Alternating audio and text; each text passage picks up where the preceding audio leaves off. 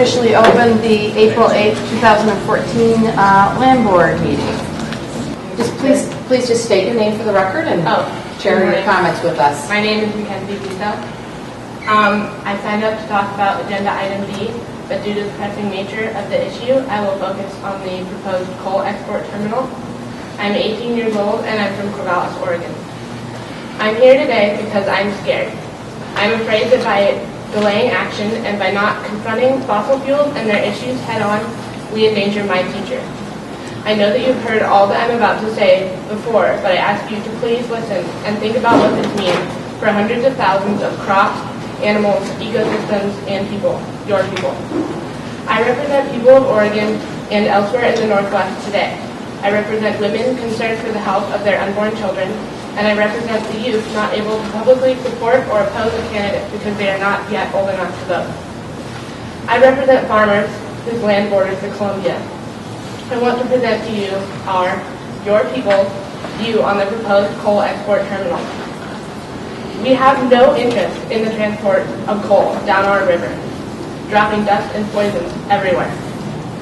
From being extracted to being shipped by rail through some of the most beautiful parts of the United States, then loaded onto massive barges here in Oregon and shipped across the Pacific Ocean to be burned in China and India, polluting the homes of our brothers and sisters and spewing carbon dioxide into the atmosphere that we all share.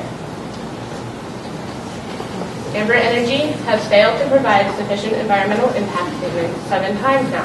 They were just granted a 7th extension to their application process, although I am quite pleased that they were not given the full extension that they asked for. If I were to ask my professor for an extension on my final essay, she or he might oblige once, especially if I were sick or if a family member had died. But if I were to ask twice, I would fail that class. Amber Energy has failed. They have failed to keep the people's interests of life, liberty, and good health in mind, failed to respect the laborers of Oregon, and failed to even come close to showing how exporting 9 million tons of coal from Oregon every year can be environmentally responsible. They have failed, and they do not deserve another chance. Amber Energy is a corporation, which, as I'm sure you all know, means that they want money. Amber, by nature, must maximize its profit. This means they will stop at nothing to sell the coal that they see as theirs to sell, extracting from land that they see as theirs to exploit and destroy. You, Governor, who's not here, are a representative. You are not here to represent a business model maximizing profits at the expense of people and the environment we live in. You were elected by us, the people of Oregon, in good faith that you would make decisions to keep us safe and healthy, and to care for us, and able to care for ourselves and our happiness. Your constituents oppose another foreign company exploiting our resources and polluting our land and water.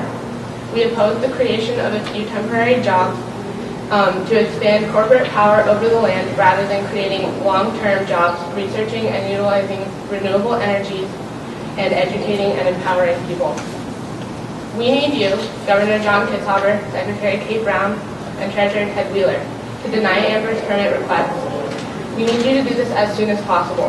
I'd like to thank you for recently requiring Amber to consult Indigenous people with regards to the impacts on their fisheries.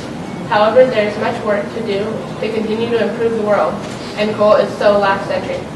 The future of Oregon, my future, our future, is green and healthy. Amber Energy and fossil fuels have no place in that future. Thank you. Thank you. Thank you for your comments.